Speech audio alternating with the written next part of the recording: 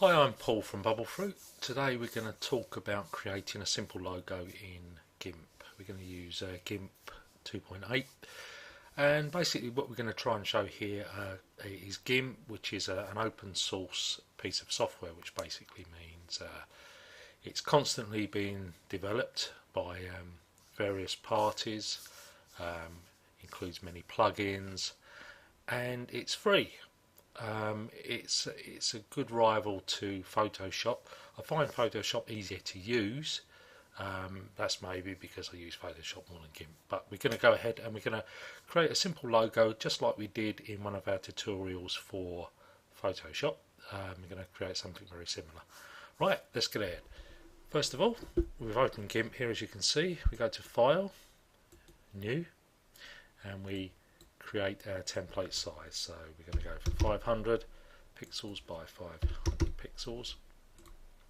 Okay. Now Gimp's very good with some of its tools and not so good with the others. So it's not exactly the same as Photoshop, but we can do the similar things. Right, we're going to create a ball with a logo in the middle of the ball. So we get the ellipse tool, we create our circle, and we can position it here. We can use the gradient tool here to colour our circle.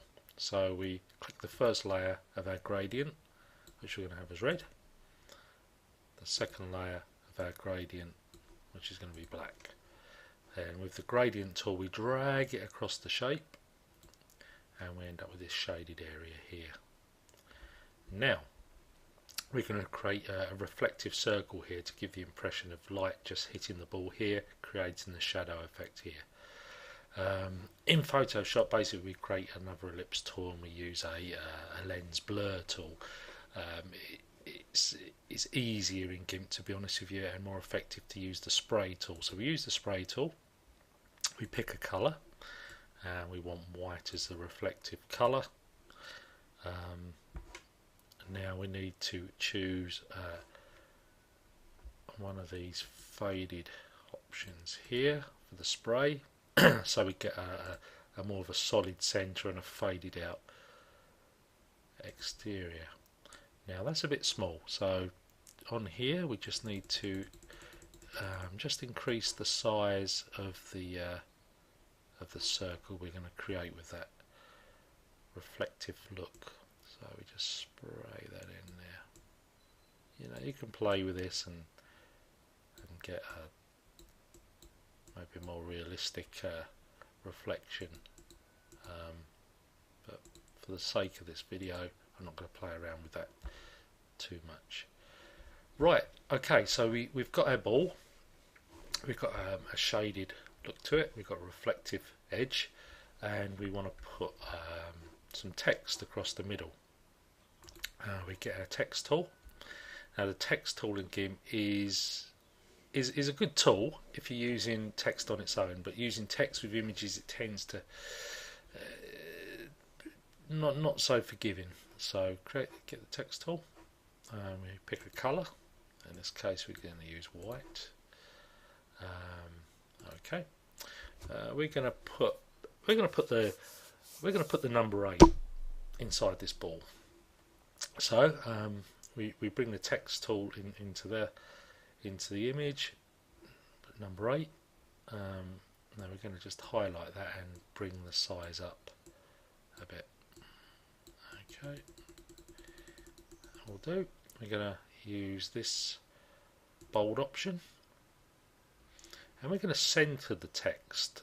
At the moment it's on justify. We're going to centre the text. There's a good reason for that, because basically what happens is when we centre the text, as you can see here, and let's just drop it down a level as well, it brings the text away from the edges, and when you're reshaping or manipulating that text, if it's too close to the edge it tends to disappear and you get cut off edges on your text. So it's good just to try and centralise it a bit there. Okay, we use this tool here which allows us to move our image around, so we're going to just centralise it there. We're going to put a shadow effect on this. Now If you're just using text alone, there is an option up here which allows you light and shadow to create a drop shadow. The only problem is when you're using text and graphics, if we was to use the drop shadow here, what it tends to do is to put the drop shadow around the edge of the image instead of the text. So I'm just going to undo that drop shadow. So the best thing to do here is to create a new layer.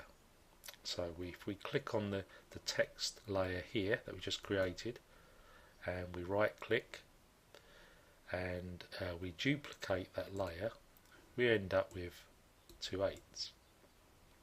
So we're going to use the 8 that's sitting just below the white one, which is the other layer, which is this one here, and we are going to we're going to fill it. Just as quick to fill it. So we're going to get a colour to fill it with, a solid colour, and we fill that. Now if we drag that behind, we end up with effectively a drop shadow. So if we select our top layer again and just centralise that back off, then click on the black layer below, and if we move our drop shadow here, we can see obviously the light's coming from this area, creating a shadow down towards the bottom of the ball there. And basically that's it. Very, very similar to Photoshop. It takes a little bit of getting around it, but there's some good tools in there, there's some very good plugins, and it's totally free. I hope you enjoyed this. If you want any more information, just go to our blog at bubblefruit.com. I'm Paul. Thanks for listening.